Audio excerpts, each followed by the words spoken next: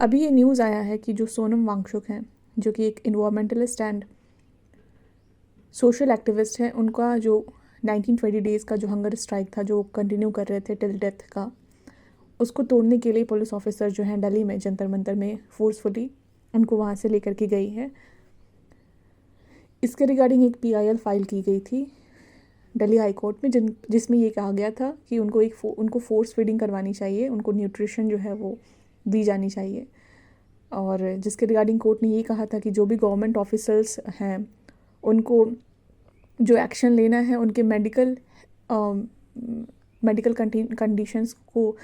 Deteriorate ना हो, उसके लिए जो मेडिकल इंटरवेंशन की ज़रूरत है वो ली जानी चाहिए, बिकॉज हर एक लाइफ प्रीसियस है।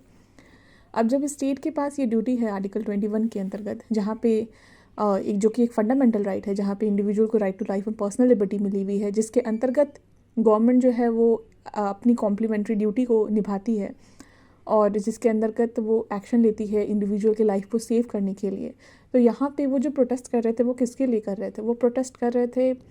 जो नीट में जो इरेगुलरिटीज़ हुई हैं उसके रिगार्डिंग, जो एजुकेशन के रिगार्डिंग उनको जो ट्रांसपेरेंसी नहीं है उसके रिगार्डिंग उनकी जो प्रोटेस्ट है जो अभी भी चल रही है CJP के अंतर्गत, सो उसके रिगार्डिंग थी। तो ये जो है एक डेमोक्रेटिक पैटर्न है। डेमोक्रेसी में लोग जो हैं वो पीसफुल प्रोटेस्ट करने का राइट रखते हैं आर्टिकल 19 के अंतर्गत, जहाँ पे वो फ्रीली जो है असेंबली कर सकते हैं, जहाँ पे वो पीसफुली प्रोटेस्ट कर सकते हैं। तो ये उनको एक फंडामेंटल राइट दिया गया है। अब जब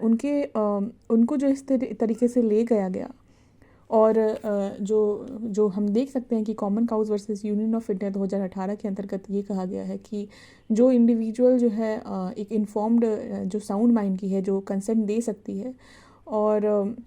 जो इन्फॉर्म्ड डिसीजन ले सकती है, अगर वो किसी भी मेडिकल ट्रीटमेंट को लेने से रिफ्यूज़ करती हैं तो उसको हम उसको हम ऐसे नहीं कंसिडर कर सकते कि वो एक सुसाइड का एक्ट है। और इसका जो पोजीशन होता है ये एक्ट परफॉर्म करने का, रिफ्यूज़ल करने का, मेडिकल ट्रीटमेंट को लेने का, ये जो है एक तरीके से एक ये फिजिशियन असिस्टेड सुसाइड और यूथनेशिया से डिफरेंट पोजीशन पे आता है। सो डेफिनेटली ये एक सुसाइड का एक्ट नहीं कंसिडर किया जा सकता। इससे पहले जो एक और एक्टिविस्ट थी मणिपुर की और जिन्होंने 16 साल तक हंगर स्ट्राइक कंटिन्यू किया था, क्योंकि उसको जो है एक अटेम्प्ट ऑफ सुसाइड का एक्ट कंसिडर किया करके एक ऑफेंस माना जाता था पहले,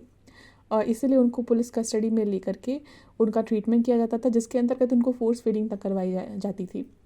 नाउ सिचुएशन चेंज हो चुका है 2024 के अकॉर्डिंगली। जो BNS का लॉ है उसके अकॉर्डिंगली अटेम्प्ट टू सुसाइड एक ऑफेंस नहीं है।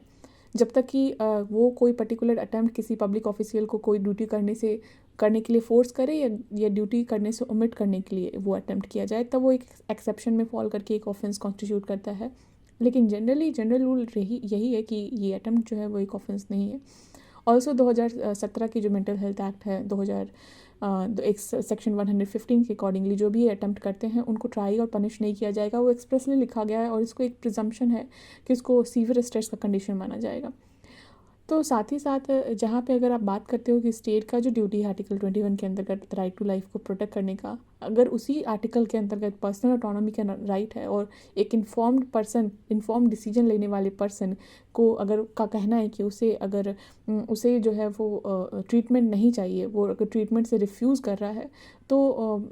क्या ये जो है इंडिविजुअल की का पर्सनल राइट का वायलेशन नहीं है? क्या ये उनके फंडामेंटल राइट का वायलेशन नहीं? इस पर बात होनी चाहिए, इस पर डिस्कशन होना चाहिए और लोगों को ये कंसिडर करना चाहिए कि हर एक मैटर पे